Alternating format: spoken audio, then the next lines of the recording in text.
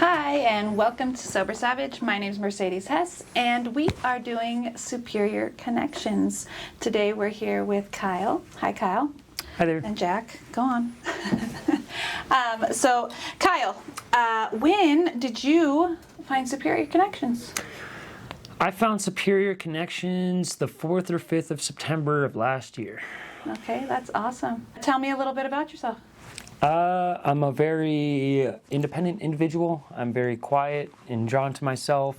I have a lot of goals that I want to reach that I think are attainable only through being independent of myself. And I really just want to see better things for everyone and everything around me. Okay. That's awesome, dude. What did your childhood look like? It was very quiet, very isolated. I spent a lot of time in my room with Legos and video games, where most kids my age were playing multiplayer online games. I was playing single-player sandbox games. I did not have a whole lot of friends. I was not allowed to get out and create friendships and go over for sleepovers and birthday parties, stuff like that. So I was very sheltered growing up. A lot of isolation. All right, and when did drugs become part of your life?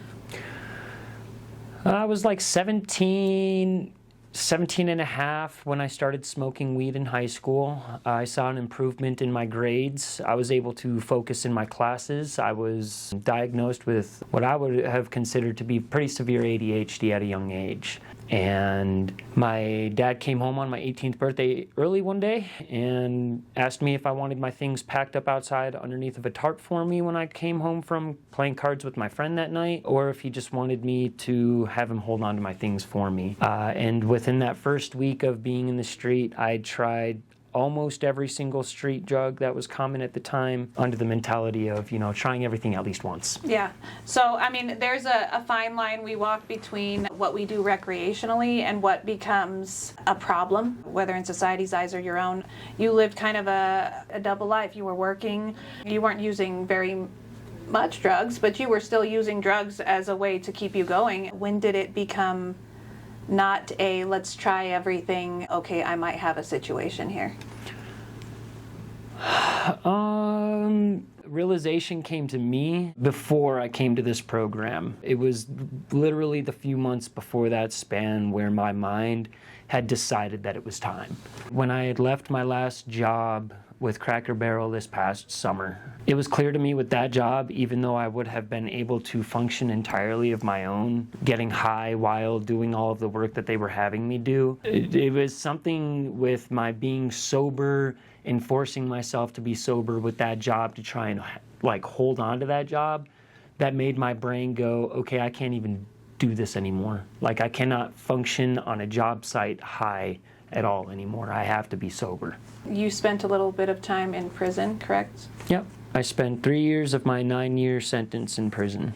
Okay. Or 1 year was in county and 2 of it was in DOC.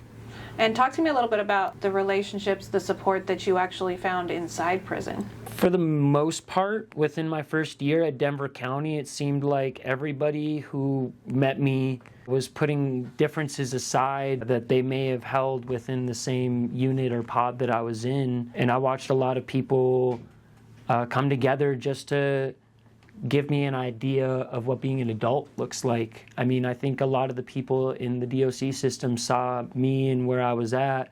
That was the energy that I felt when I was in DOC. It was very family.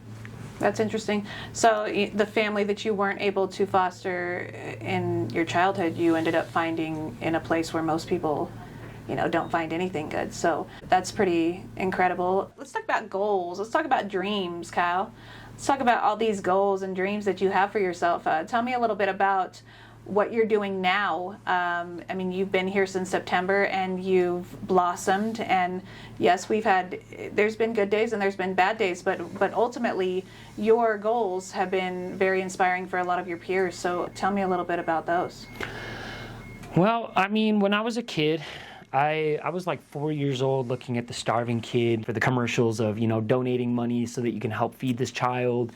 And it started out as I wanted to solve world hunger because I did not starve as a child. But I, through the years have now developed a sense of just looking for the things that are wrong in the community, in the country around me, when I got out of prison, it became the homeless issue, which has increasingly got worse since I've been released from prison, and it's visibly noticeable. I've wanted to come up with, housing programs or sheltering programs that don't follow along your generic homeless shelter guidelines and the things that they are already providing for the homeless community. And in order to, keep myself on this path, I've thought, Forbes by 40 has been a goal of mine for years. When I started thinking about developing my business LLC, it was, where do I want this to end up? Not where do I want to start? How many people can I reach out to? It was, how many people do I want to reach out to me when I'm at this point, and then figuring out how I can develop it from the top down so that when it does start becoming a reality, I already know where to go with it. That is wonderful, dude. I'm so proud of you. It makes me emotional, dude. So, huge goals, and definitely attainable, because not only do you have these kind of goals, you also, your art you spoke about is very important to you, and I've watched you grow here art-wise as well, but I also noticed, that you're doing a lot of your artwork on these very small scales, and I see so much of a future for you in that. He is actually going to be putting a couple of murals on these walls in this office, and we're doing that so that we can kind of showcase your talents, and hopefully we can, have the right people lay eyes on them, and we can possibly get some murals outdoors for you. When we do that capital-wise, that will open the door for a lot of your other goals that we've been working on, and I think it's wonderful. So I want to talk a little bit about how, when you first started coming to my groups, the half sheets that I would get in response were very, I'm not learning anything, but I'm here, so thanks. It's very politely saying, I don't even want to be here. And then as we moved forward, and as I noticed you listening, and I noticed you picking up on more things, and I noticed you growing in your half sheets, I have seen this wonderful side of you just blossom, just come out, where you're like, okay, maybe I won't be so resistant to what I could possibly learn from these groups. So tell me a little bit about what you have taken from some of the groups that you've gone to here at the building. Well, learning in this program has been understanding that I don't need the big things. Dude, the big things are covered over here. I needed to look for the smaller things, and when I realized that, those small things became huge things for me, because they were the entire base structure of what I'd already fundamentally blueprinted for myself. So I, through this place, have been learning that there is nobody out there like me, just like there is nobody out there like you or like another one of the staff members. And that was a concept. That's a concept that's still a little foreign to me, and is very difficult for me to understand, because in my mind, I've spent my whole 27 years trying to figure out how to be the kindest person that I could be to everything around me, and not everybody has had or been able to have that same understanding and experience of life. When you grow up and isolation is all you know, and you've built these walls and they protect you, it's kind of difficult to, even build a window.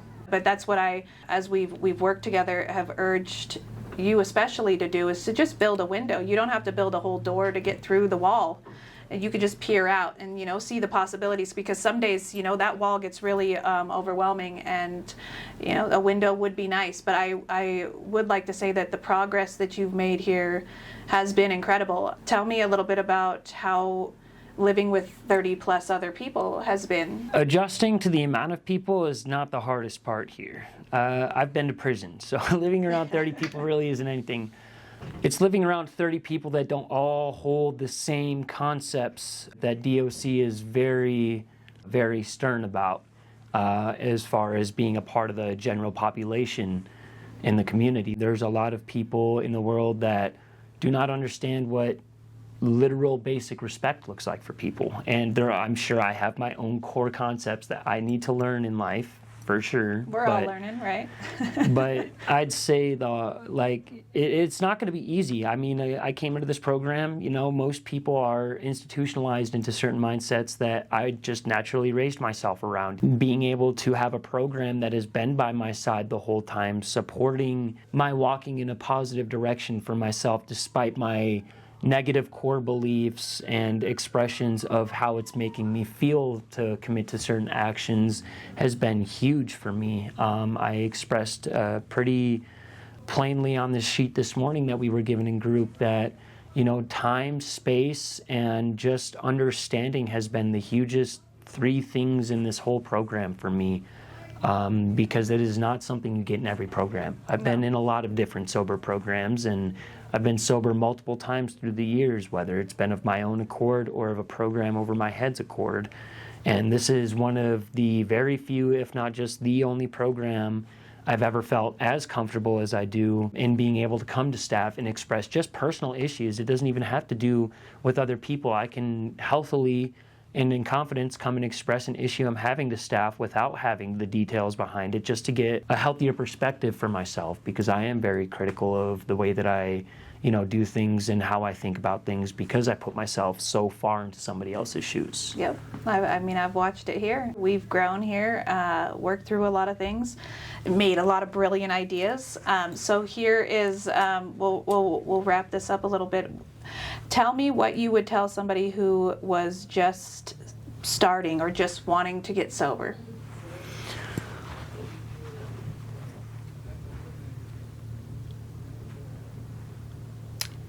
I think the biggest thing that I would tell them is be honest with these people. If you relapse, they're not gonna...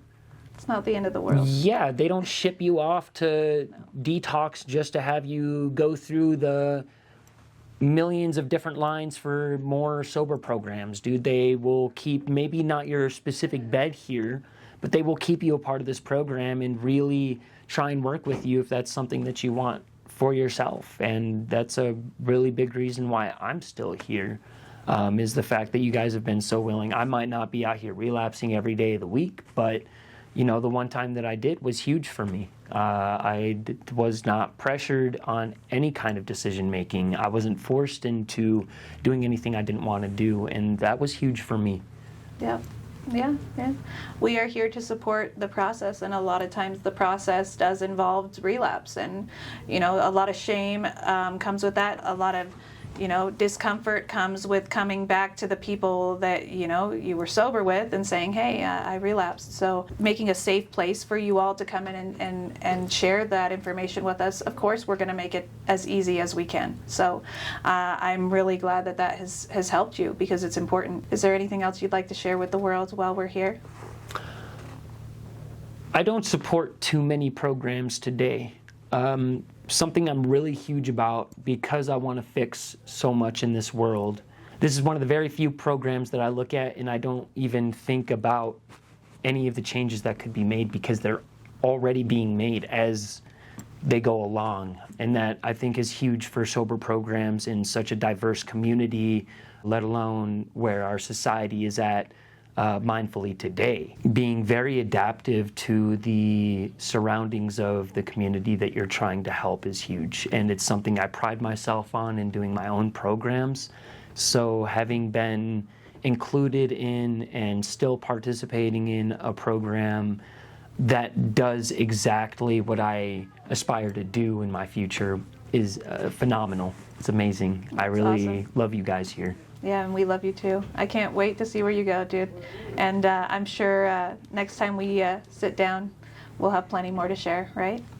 All right. All right. See you later, Kyle. Thank you.